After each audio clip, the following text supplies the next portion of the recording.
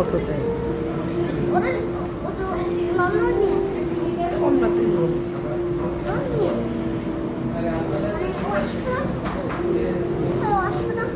কে ভালো? হ্যাঁ আসতেছে।